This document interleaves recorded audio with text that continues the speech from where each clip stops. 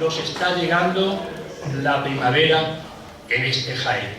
Unos años en el mes de febrero, otros años en el mes de marzo, comienza la Cuaresma.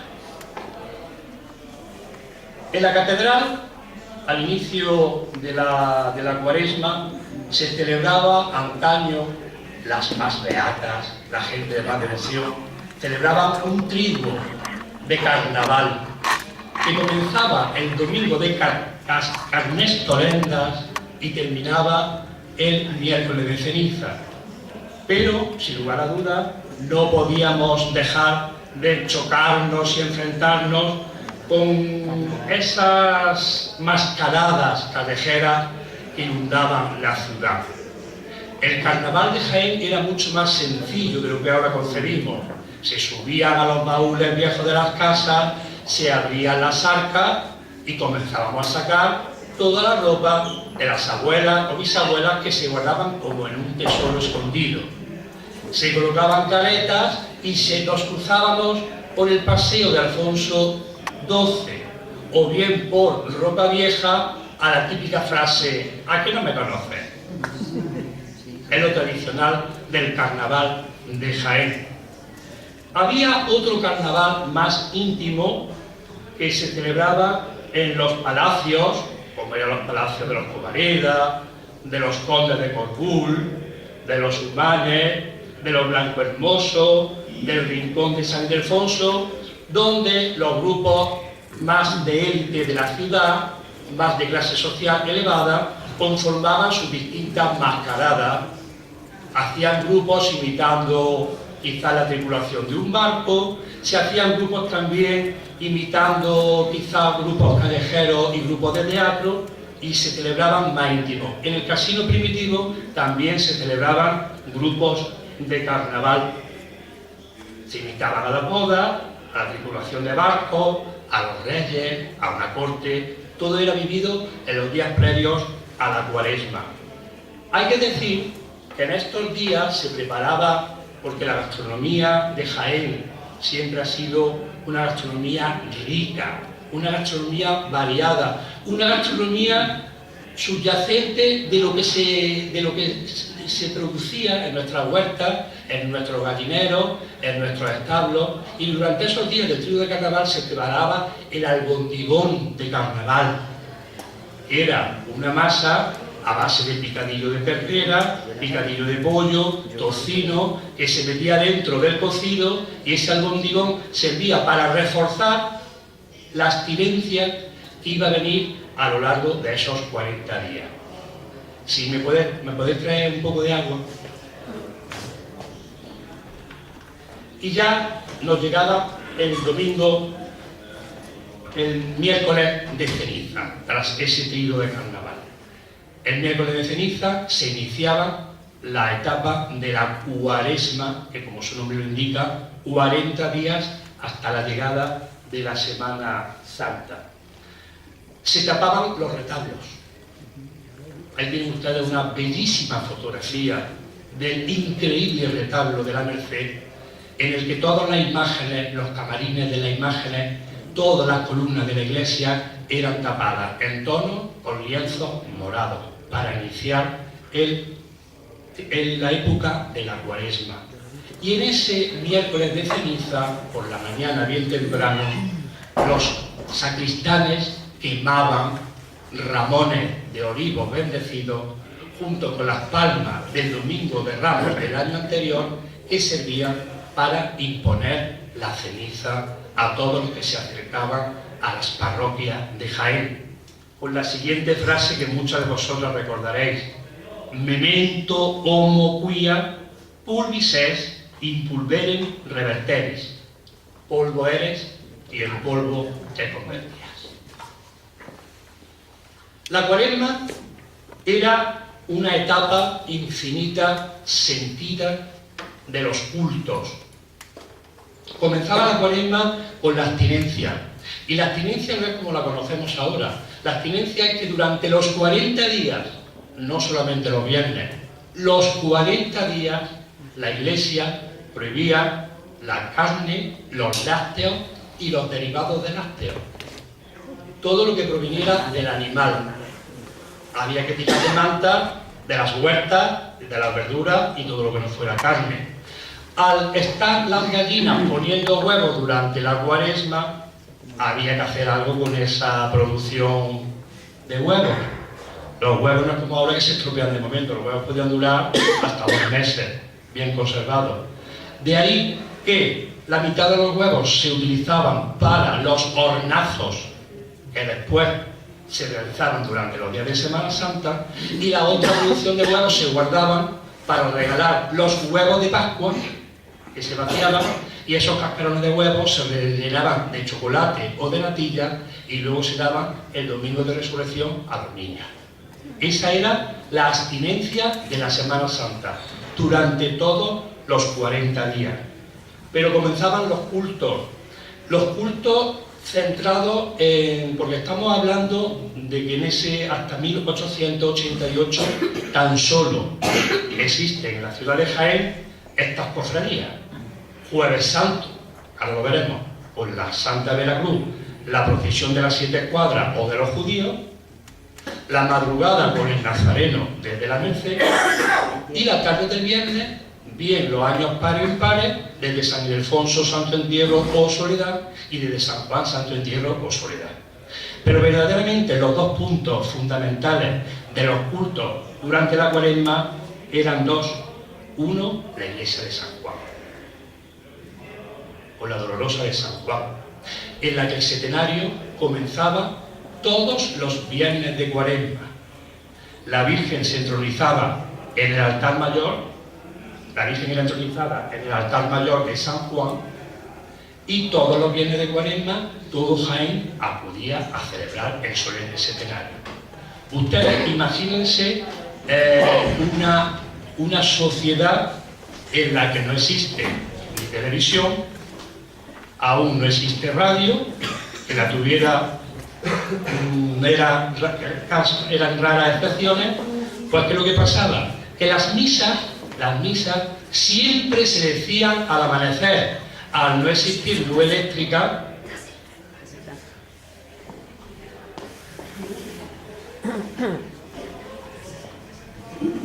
Al no existir luz eléctrica, las misas se hacían bien de amanecida y a primera hora de la tarde, bien temprano, comenzaban los cultos de la Dolorosa de San Juan y se iban alternando con la solemne novena del Nazareno, nuestro Padre Jesús, en la Merced. Entonces era todo una vivencia social en la que todas las señoras, más o menos populares, subían con su silla de Anea o bien su reclinatorio a ocupar las gradas de la iglesia de San Juan o bien ocupar los primeros sitios de la iglesia de la Merced. La gente más pudiente tenía sus propios reclinatorios. Muchos de ustedes habrán visto aún algunos reclinatorios con las iniciales de la dueña, para que no se confundieran los unos con los otros. Y eran las criadas las que subían los reclinatorios para situar a su señora en los mejores sitios, tanto del setenario de la Dolorosa de San Juan como de la novena de nuestro Padre Jesús. Imagínense una iglesia sin luz eléctrica, sin megafonía, se oía perfectamente porque estaban los púlpitos bien situados, iluminada toda con cera, con el incienso, con todas las columnas tapadas en morado. Todo ello propiciaba una devoción intensísima y una preparación muy importante para la Semana Santa. Era todo un acontecimiento social. Por ende, tanto en la novena de Jesús como en la Dolorosa de San Juan, eran ocupadas las mejores capillas de música que existían en la ciudad. Cuando me refiero a capillas de música, y Sebastián en esto más o menos puede saberlo, con violines, orquesta, instrumentos de flauta, órgano, las mejores voces que subían, y eran muy populares las capillas que preparaba Eslava, el compositor típico de los Dolores, Sequera, don Cándido Milagro, don Damián Martínez Linde. Nosotros, a nuestros días han llegado resquicios muy efímeros de esas coplas, esos dolores que se cantaban a la Dolorosa y al Nazareno. Resquicios muy efímeros de lo que llegaban a ser esas grandes orquestas. Pues claro, eso animaba a que toda la sociedad subiera sobre todo a oír esas espectaculares músicas de los coros de la Merced y de los coros de la iglesia de San Juan. Uno de los actos también perdidos, ahí tenemos el Nazareno en la Merced, preparado para la solemne novena. Uno de los actos que felizmente se está recuperando y que eran muy populares era el Via Crucis al Calvario. El Via Crucis al Calvario era todo un acontecimiento social en Jaén, porque el Calvario no está ni muchísimo menos como ahora lo conocemos. Era un paraje en la afuera, extrarradio, porque invitaba el Via Crucis se iniciaba, era todos los domingos por la tarde.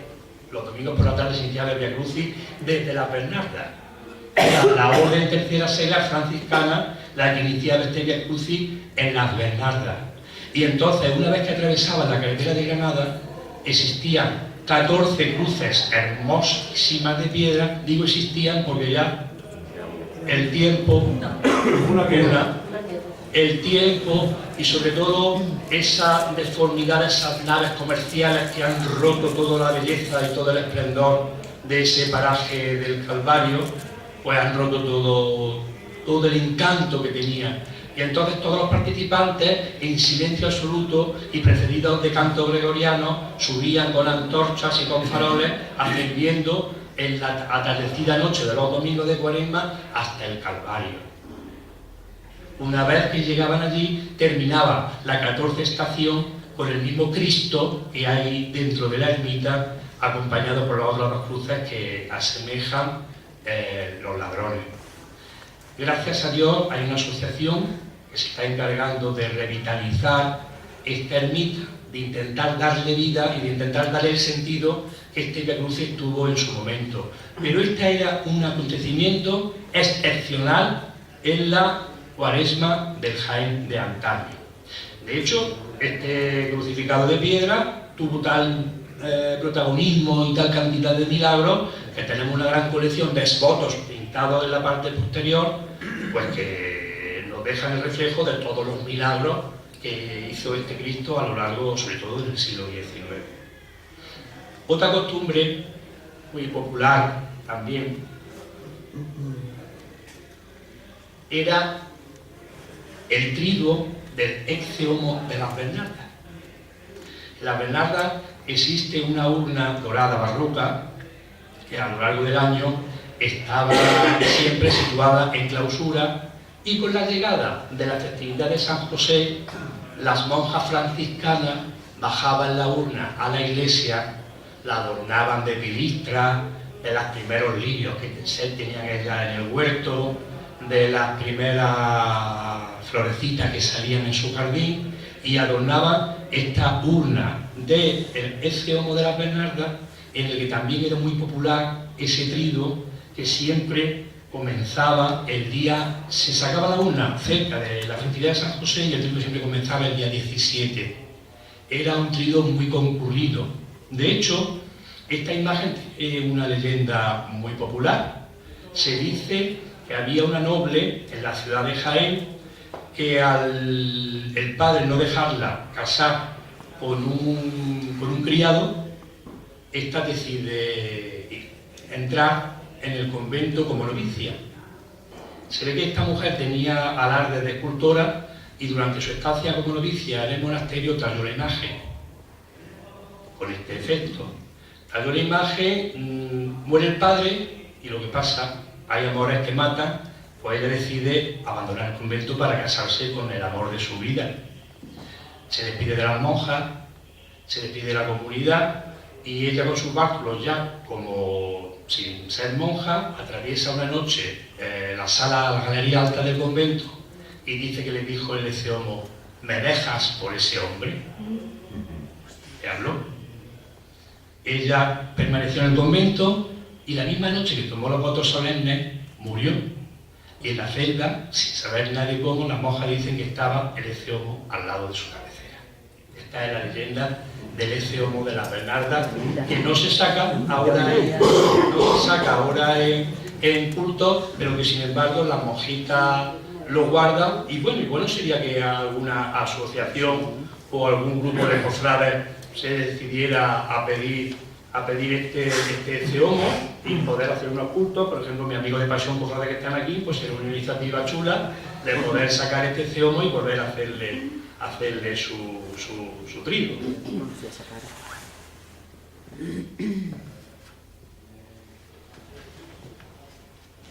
Las promesas, esta era una época donde la mayoría de los cofrades y de los cristianos y católicos de Jaén, de la gente devota, decidían realizar promesas, y sobre todo era la época para cumplirlas.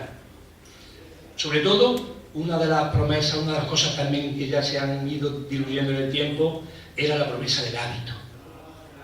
Vosotros recordaréis que aún se puede ver a alguien que viene de pueblo a las compras algún hábito morado con un círculo amarillo, o algún hábito negro con un círculo negro, o como por ejemplo en Villargordo, que es muy curioso, que el hábito del Cristo de la Salud es un rojo vivo chillón con un cinturón amarillo. Pues la identidad de la promesa es que la señora o el caballero, porque también había promesas con el caballero, en el que las chaquetas llevaban los filitos o las camisas de los colores acordes con la devoción con la que tú te habías hecho la promesa. Pero la promesa de Jaén era ir pidiendo perrilla a perrilla, no podía aceptar más de una perrilla el coste de la tela del hábito. Para tú pasar la vergüenza de tener que ir casa por casa a tus vecinas, a tus conocidas, hasta que llegaba a tener la cantidad de lo que costaba la tela. Estas telas se compraban en la casa Soriano, en la tienda de los niños, en Amancio Rueda o en Espinosa. Y los cordones se compraban en Casa Almansa, que ya estaba por entonces, en Donato y en los Gervasios. ¿Os suenan estos nombres? A los pastores les suenan estos nombres. Pues ahí es donde se adquirían y había distintas maneras de cumplirla, o por una época, un mes, un año, o hasta que se rompiera.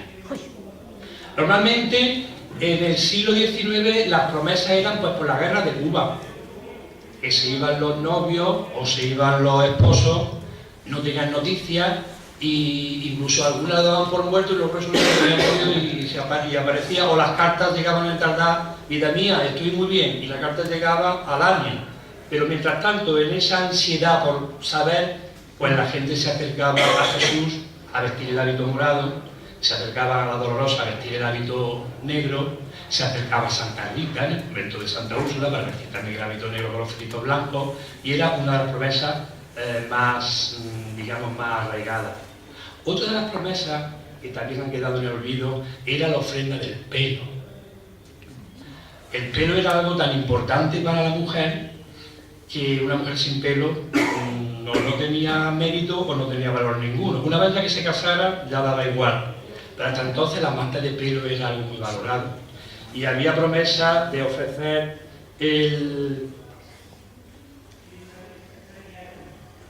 ahí tenemos una larga melena de Jesús, de ofrecer el pelo a Jesús de los descalzos.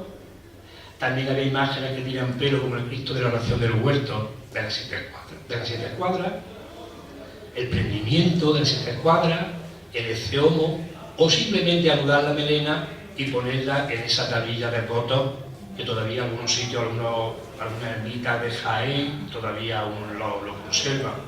En la capilla de San Andrés hay un esboto muy curioso de pelo. Ustedes saben que el peinado típico de la mujer de Jaén no tiene por qué ser pastilla.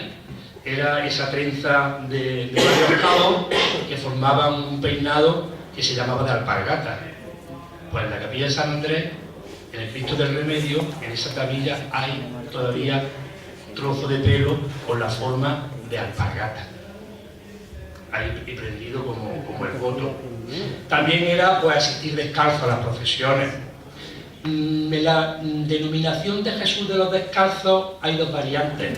Una es porque está fundada en el convento de Carmelitas, pero sin embargo los autores románticos cuando visitan Jaén y ven la procesión de Jesús, es tal cantidad la gente de paisano no de nazarenos, sino de paisanos, que acompañaban a Jesús, que los escritores románticos denominaron a esa procesión la procesión de los descalzos, el Jesús de los descalzos, por la gran cantidad de gente que acompañaba al Señor descalzo. También viendo esta fotografía, una de las grandes promesas que cumplió en Jaén la marquesa de Blanco Hermoso fue cuando ella, en una procesión de Corpus en la calle Maestra Alta, estaba con otra señora de la nobleza de Jaén, el balcón se desprendió en plena procesión del Corpus. De hecho, ¿quién murió? Pues las que estaban debajo, que eran las criadas. A ella no le pasó nada, pero ellas estaban arriba y no le pasó nada. Con motivo de no haber sucedido nada en la casa de Blanco Hermoso, ella, en ese día del Corpus, del siglo XIX, de 1886, quiero recordar, se compromete a realizar una túnica a nuestro Padre Jesús por haberla salvado de ese derribo de ese balcón. Y ese es el motivo de la túnica de la marquesa, o de la túnica de Jesús, en cumplimiento de una promesa. También pues las promesas de cadenas de oro, el voto de plata, cuadritos, las velas de cera y sobre todo esas lamparillas que se depositaban en la iglesia en esas grandes tinajas con aceite. Antes no había lampadares como hay ahora. La promesa era verter el aceite en las grandes tinajas que estaban distribuidas en las capillas de la iglesia y encender marinos. Llegamos al Viernes de Dolores.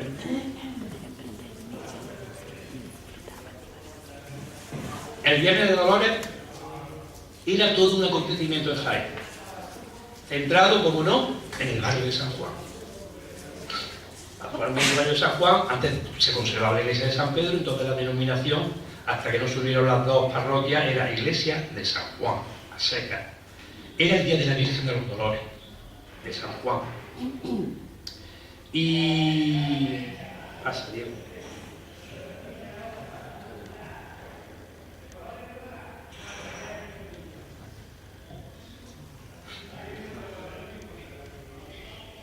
Ahí, Viernes de Dolores. Era la iglesia de San Juan, ahí tenemos una imagen del retablo primitivo de la iglesia de San Juan, como estaba conformado, y era el día de la Virgen de los Dolores. Muy bien temprano por la mañana, el señor obispo tenía la costumbre de celebrar la función solemne principal en honor de la Virgen de los Dolores, y era todo un ir y venir por el barrio de San Juan, en el que todo Jaén visitaba a esta popular dolorosa. Porque hasta 1888 la trilogía devocional de Jaén era la siguiente: Jesús, la Dolorosa de San Juan, y cuando se incorporó en 1888 el crucificado de la expiación. Se acabó. Es la trilogía cofrade por excelencia. Y en este día también era el día de las Lolas y de las Lolitas, de las María Dolores, que existían muchas en Jaén. Y en ese día pues se regalaban tortas a las Lolitas y a las Lolas de capa de chantilly, del horno de los Rubios. Ahí tenemos la confitería de los Rubios. Se regalaban blancos de bien me sabe, de merengue, que se adornaban con plumitas de colores y florecillas de papel estaño.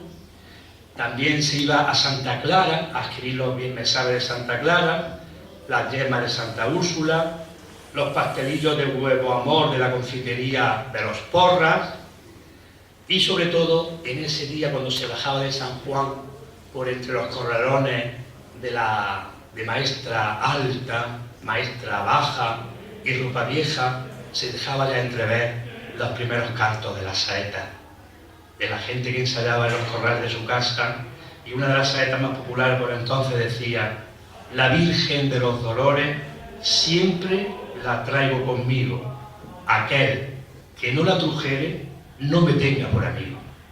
Con letras populares, sin más teología que la sencillez y la popularidad de gente que iba preparándose para adornar la Semana Santa y los pasos. Llegamos al Domingo de Ramos.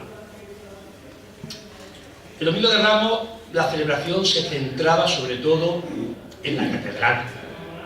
en la espectacular procesión de palmas, aunque cada parroquia celebraba la suya, pero sin lugar a dudas era la catedral la que circunscribía todo lo que era la celebración de palmas. ¿Por qué? Pues porque asistía sobre todo tanto los canónigos en la procesión como la corporación municipal. Antiguamente Caballero 24, que se denominaba, era una procesión muy lucida en la que se traían todas las palmas que venían a través de camionetas o cuando se instala la Renfe hasta la estación de Villargordo, se traían las palmas y luego ya por la tarde, una vez pasada la procesión, pues la gente paseaba por el Paseo de Capuchinos, por la calle Maestra Baja, por el Paseo de la Estación, por la calle Alfonso XIII, y el paseo más largo era hasta donde está el monumento de las batallas, que por entonces, a principios del siglo XX, comenzaba a construirse. Llegar hasta el monumento de las batallas era ya irse lo más lejos posible de Jaén. Si era música, tenía que acompañar de la madre del hermano, porque ahí salía que era una locura. O sea, más de ahí ya no se bajaba. Jaén estaba muy circunscrita a lo que era ese callejero. Llegaba el miércoles santo, martes, miércoles santo, y comenzaban las cocinas a funcionar. Ahí tenemos una visión de la plaza del mercado de finales del siglo XIX y de principios del siglo XX. Ahí tenéis esa plaza del mercado popular, donde se conservaba aún esa fuente central de lo que fue el convento de franciscanos.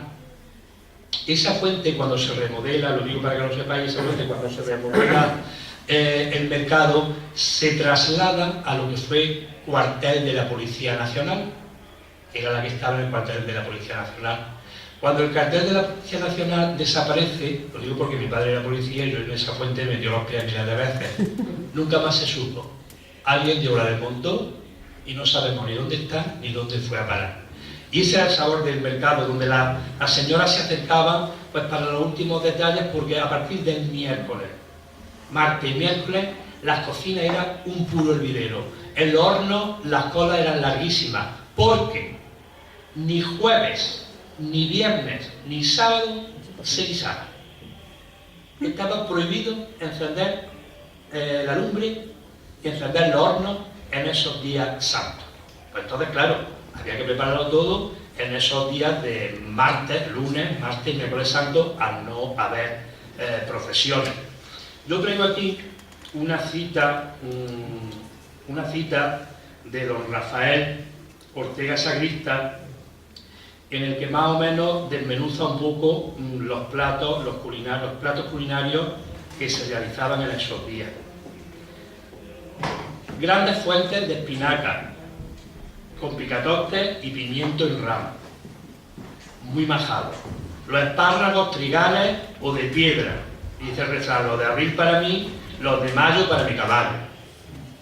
Los guisados en vinagrillo, en salsa o en tortilla o revueltos. El potaje de San José, de garbanzo y espinaca, el de habichuela o el de lenteja. Los primeros alcaciles romanos con aceite y vinagre, el arroz con castaña, el arroz con bacalao, el bacalao encebollado, a la vizcaína o al horriero, pescada, besugo, escabeche de sardina, adobado, con su cáscara de naranja. Todo eso se iba preparando para esos días en los que no se guisaba. Luego también estaban los chocolates, uno lo recordaréis, de San Antonio, de Rodríguez Serrano, de Matías López, de Escalona, de La España, y últimamente los chocolates de los Barajas. ¿Os acordáis que uno era de la Virgen de la Cabeza? Bueno. Y otro era de la pastilla, bueno, que bueno no, algunos sabían a tierra. Oh, le echaban pero entonces también bueno, claro, lleno de tierra. de chocolate tenían bien poco, porque eran los años del hambre, y claro, se le echaba mucha harina y aquello de la boca te lo metía y el chocolate va bien. Bueno, pero que para no ver otra cosa estaba estupendo. Bueno, y sobre todo con un pedazo de pan, te lo metías dentro para la merienda. Pues como digo, en esos días era cuando ya comenzaban a preparar lo que eran los días grandes. Llegamos al día de Jueves Santo. En el Jueves Santo más bien, en la mañana del miércoles al jueves, en San Ildefonso, se producía una de las costumbres más jaeneras donde la haya. Más jaeneras donde la haya. Los hermanos de las 7 escuadras comenzaban a sacar sus pequeños tronitos. Los tronitos, a la veréis la fotografía, eran de 2 por 2 metros. No vayáis a pensar que entre 4 tíos se llevaba perfectamente, no, a más tíos de los de antes, no de los de ahora. Con 4 gente de estos que venían de arriero del campo y con gente de esta que estaba acostumbrada, con 4 llevaba 5, 6, 7 imágenes y lo que le echaron. Y entonces, mientras los hermanos de las 7 escuadras iban preparando los tronitos en San Ildefonso, iban sacándolos unos de corrales que estaban guardados, otros de la torre de San Ildefonso, otros estaban en los terrales, pues se bajaban a unos personajes maravillosos que eran estos judíos, estos que tenemos. Y existía la costumbre de que los hermanos los limpiaban el polvo, y entonces los chiquillos se acumulaban en la puerta de San Ildefonso para limpiarle las botas a los judíos. Limpiar las botas a los judíos. Estas mismas botas y estos mismos judíos.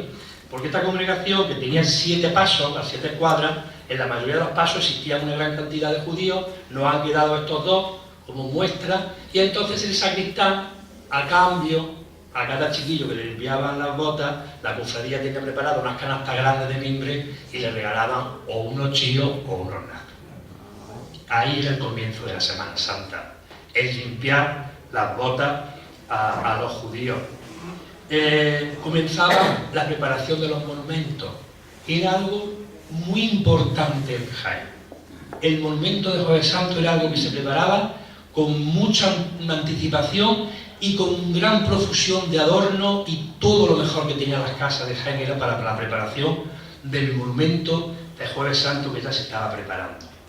Se pedían piedras, se pedían pedestales, se pedían colchas, se colocaba, una costumbre muy típica era que se sembraba alpiste en unas macetas grandes, se sembraba alpiste en la Semana de Pasión.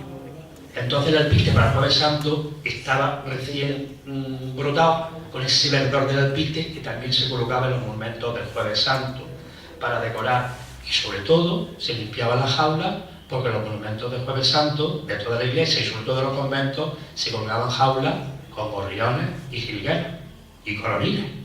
Tú ibas a visitar el monumento y estaban los pajaritos pío pío cantando. Estoy oyendo un pájaro niño por ahí, ¿no? Bueno, pues se oían los cantos de los pájaros en los monumentos. Pues todo eso se iba preparando para el monumento de Jueves Santo. Y el Jueves Santo, bien temprano,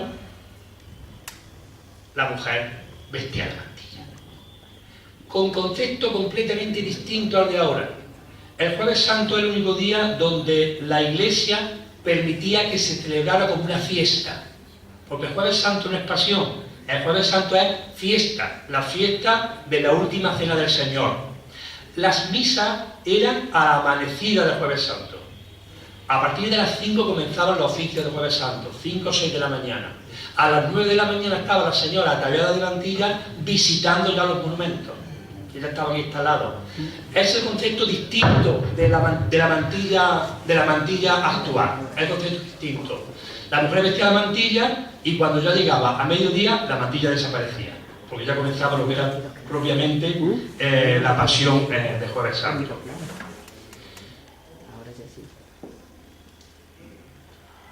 Y voy a deciros el ritual de cómo en Jaén, porque está escrito en la catedral, de cómo en Jaén se preparaba lo que se introducía dentro del sagrario en el Jueves Santo. Se colocaba una hijuela, el sacerdote colocaba una hijuela, que era un trozo de tela cuadrado, de seda. En esa hijuela colocaba la Sagrada Forma, bendecida en la misa de la mañana. Se colocaba otra hijuela encima, y esas 2 hijuelas con la Sagrada Forma se colocaban en el cáliz cubierto con la patena hacia abajo, con la parte cóncava hacia abajo, y se tapaba todo ese en conjunto con una impla que era un velo de seda blanco bordado de hojuelas que se bordaba normalmente en los conventos de Jaén. Y una escena también muy popular era ver al sacerdote, párroco o prior, como se le llamaba, con la llave del sagrario colgada del cuello, con su sotana, los días que duraba el monumento, los días del viernes y hasta el sábado santo. El sacerdote, muy gallardo, lucía la medalla del sagrario del monumento de su parroquia. Llegan ya los días grandes de la Semana Santa. Como digo, la Semana Santa comenzaba el jueves, pero el jueves bien temprano. A las 4 y media de la tarde se abrían la portada renacentista, no la puerta de ahora donde salen los pasos de San Ildefonso, sino la otra pequeñita, y da la casualidad que en esa portada a esa hora el sol está dando, lo podéis comprobar vosotros mismos, está dando de lleno en esa portada, a esa hora. ¡Qué espectáculo sería ver salir esos 7 pasos de la congregación de las 7 cuadras! Sería digno de ver. En una ciudad, como digo, sin luz, las calles, sin asfaltar, sin teléfonos, sin móviles, sin luz eléctrica, ver salir esos pasos que estaban preparados para esa hora y para esa portada. Y lo iniciaba el batallón de esos soldados romanos cubiertos con esos cascos brillantes, con esos pelerines de terciopelo, con esas polainas abotonadas también, chapas metálicas y botones. Iniciaba la escuadra de la oración del huerto, que como veis, los pasos pequeñitos, la cama en blanco y con el Cristo de la agonía. Ahí tenemos otra imagen de la escuadra de la oración del huerto. La escuadra de la oración del huerto, que por cierto pues estaba conformada porque a pesar de ser congregación de la Veracruz, a la vez eran como 7 cofradías individuales dentro de esa congregación, en la que cada una tenía su propio hermano mayor. Estaba el gobernador, y luego cada uno tenía su propio hermano mayor, con sus fiscales, con sus secretarios.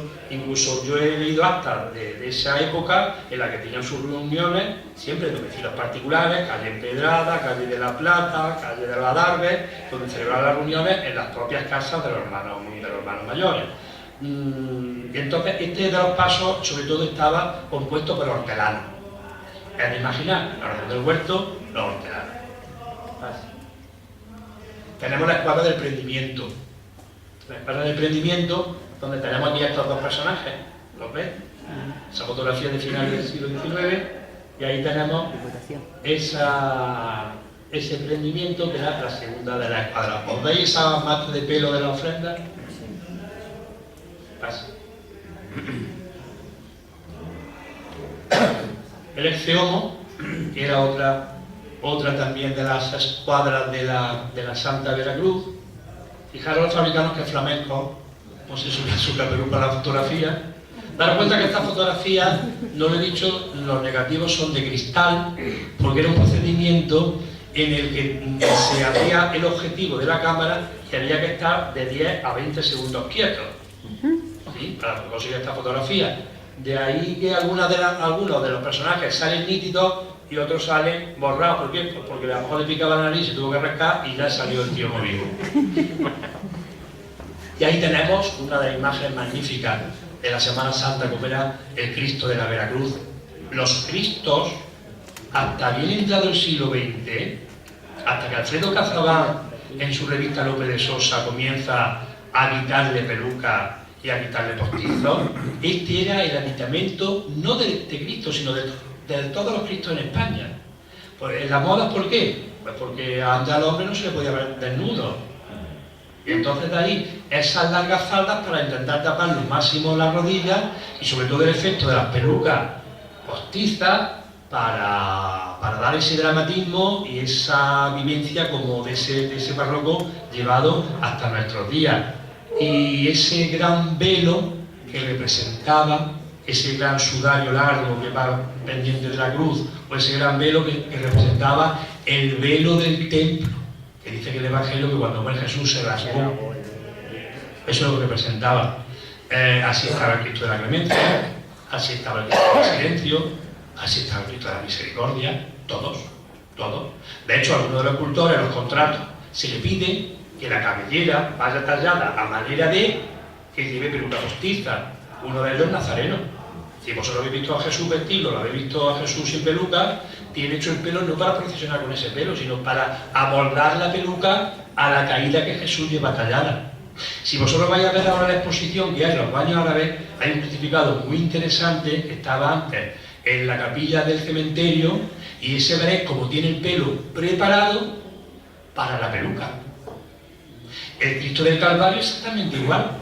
Vosotros los Cristos de Jesús, cuando vemos los de cuerda, que vemos las cabezas muy pequeñas, no son pequeñas, están preparadas para el habitamiento de la peluca postiza.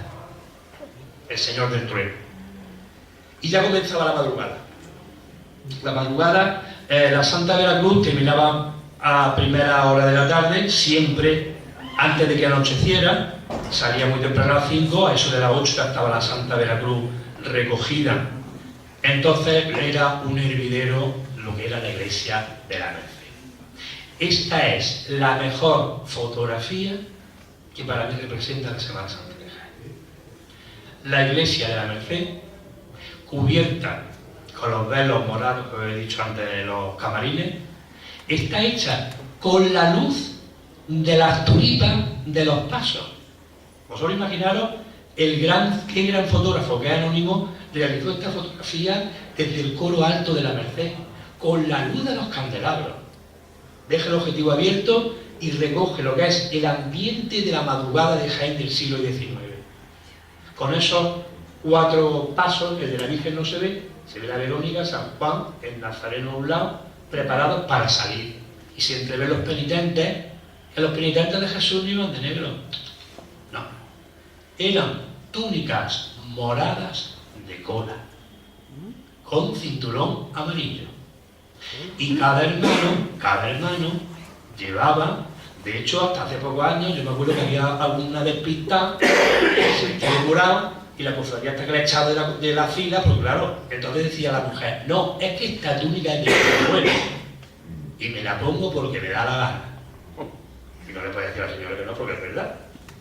Entonces las túnicas de Jesús eran moradas, de cola, por eso Jesús lleva en la túnica la cola, a semejanza de sus hermanos, porque es una más. Y lo curioso de la túnica de Jesús es que en el escudo llevaba el número de hermanos. Y ahí no había tu tía. Llegaba a tu fila, 20, 22, 23, y te colocaba. Y tú guardabas la antigüedad de tu abuelo o del abuelo de tu abuelo. Y seguías pagando la cuota de tu antecesor muerto. Y tenías derecho a colocarte en tu fila. La cofradía de Jesús, sin lugar a dudas, es una explosión, siempre ha sido una explosión de júbilo, es una procesión incomprensible a efectos de, cuando dicen que no se puede organizar, verdaderamente llevan razón, porque esta es la explosión de devoción que no se puede organizar ni con una cofradía ni de Sevilla, ni de Macarena, ni de nada, porque la gente va con devoción, unos vestidos, otros sin vestir, otros hermanos, otros no, y siempre ha ocurrido lo mismo. En todas las fotografías que vamos a ver vemos el clamor popular que siempre ha arropado a esta imagen de nuestro Padre Jesús, precedida por la Verónica,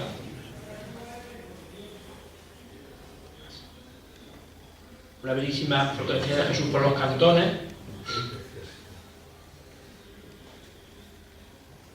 ¿Veis esa fotografía por las calles Maestra Alta, Martínez Molina? Arropados por hermanos, arropados por el clamor popular. Fijaros los sombreros cordobeses. Bueno, se dice cordobés, pero que también se estaba aquí en Jaén, en la sombrerería de Hipólito. Estaba en la plaza de Santa María. La imagen de San Juan, esta es más reciente. Y la Dolorosa, que no llevaban palio. Ahora vamos a ver cuál fue la primera Dolorosa de Jaén que llegó a utilizar palio. Está la Dolorosa también por los cantones.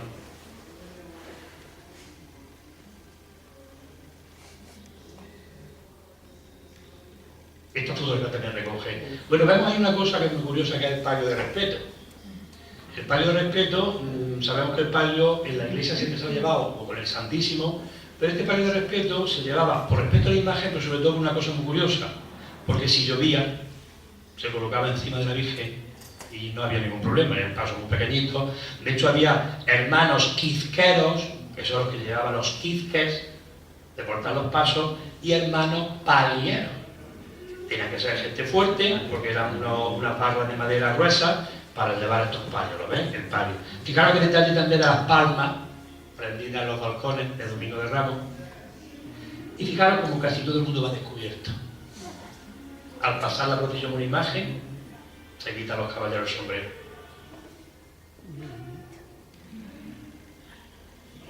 Y sobre todo, una vez concluida la procesión de Jesús, sin lugar a duda, la ceremonia de la bendición del Santo Rostro, desde los balcones de la catedral.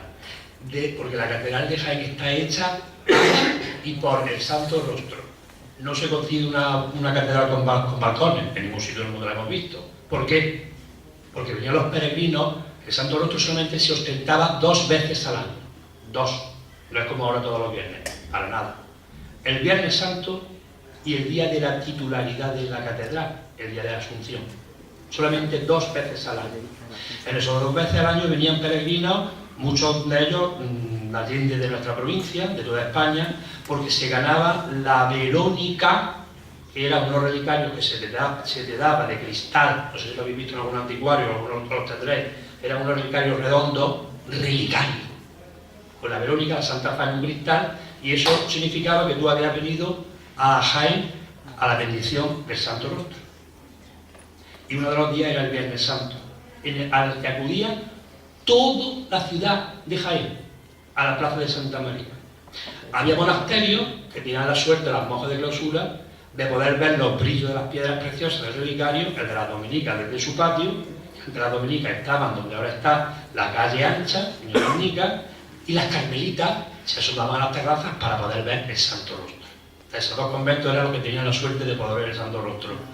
Y o bien el obispo pasa, o bien el obispo, o bien el deán, esto hablaremos que la Santa Espina, hablaremos después, pasa.